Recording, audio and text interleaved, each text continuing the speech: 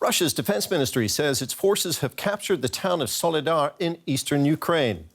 Ukraine has denied the claims. The battle for the small mining town has intensified in recent days. It's seen as a stepping stone in Moscow's push to capture the entire Donbas region. If the claim is true, taking Soledar would be Russia's first big battlefield win after 6 months of defeats. Ukraine has described the fighting for the town as a difficult phase of the war. Well, now let's bring in our correspondent, Sonia Falnica, who joins us from Kyiv. Sonia, is there any confirmation of Russia taking Soledar? Well, Ukraine has officially denied this latest Russian claim of being in charge in Soledar. Ukraine says the fighting is still very much continuing there.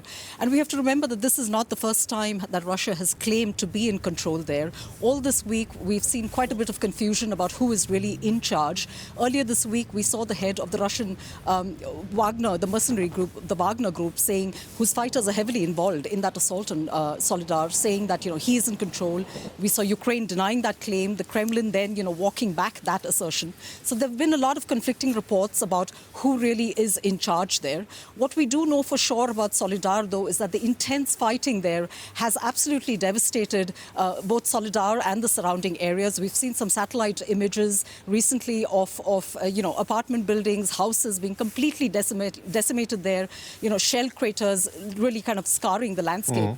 And the governor of that Donetsk region where Soledar is located has said more than 80% of the town has been destroyed.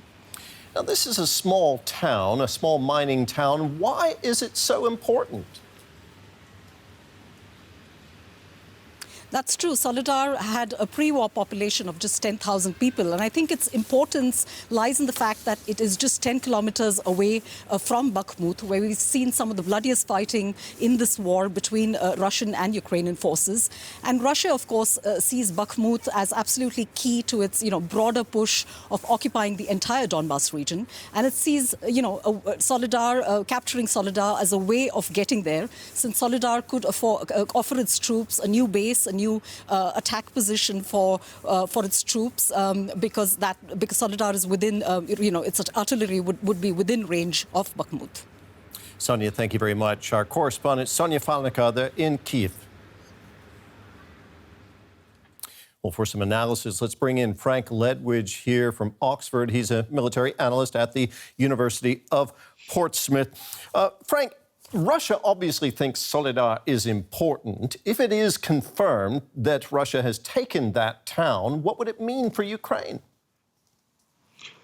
Well, first of all, it means, as your correspondent has already said, Terry, that there is something of a success for Russia.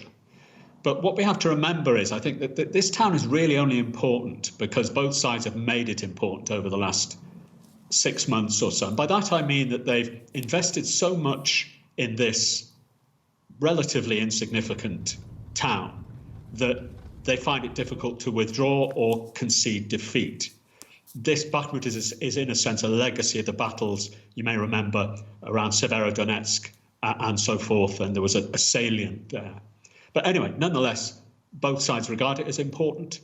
It's interesting, by the way, that the Chief of Staff, Zelensky's Chief of Staff, compared this to Verdun, and that does give it some military rationale. Even if the Ukrainians are beaten back there, they would say that they have chewed up so many Russian soldiers there, and the Russians have used up so much ammunition for so little gain that it was worth fighting for. So for both sides, it's achieved an importance in that way.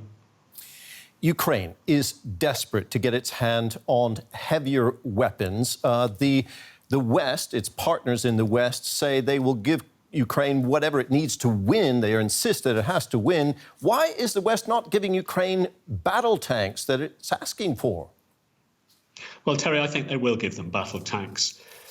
The key here, as I think your viewers will be aware, is German permission. The tanks that Ukraine has assessed, and I think the West has assessed as most suitable for Ukraine, are Leopard 2s, German-made and owned by 19, in fact, entirely Western countries. Those tanks can't go to Ukraine without German permission because of export license restrictions. Once the Germans give permission, they will go. But there's also another political element here.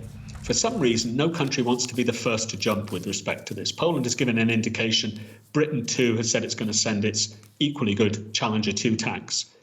I suspect that once the logjam, as it were, is cleared in Germany, what we're going to see next week, probably, with the Ramstein contact group, the Ukraine contact group of countries who donate to Ukraine, we're going to see an announcement, possibly, I think, a coordinated announcement of several countries to unite, as it were, to give a larger number of battle tanks to Ukraine. I think that's the most likely outcome. But as I say, that logjam has to be cleared in Germany, and it has to be cleared at the highest possible level.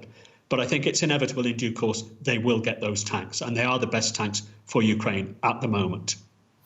There hasn't been much movement in Ukraine in this war over the past couple of weeks. How do you see things developing from here, Frank?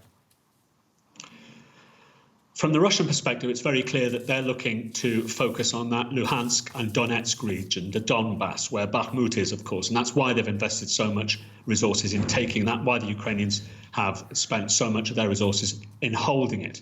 We see Russian forces being moved east now to reinforce that offensive. And I think that's where we'll see the offensive take place. But I think, to be fair, we won't be seeing any major offensives elsewhere. Both sides are pretty exhausted. We're in an operational pause now, and we won't see any major offensives, I think, well into next month or even into the spring. Frank Ledwidge in Oxford, thank you very much.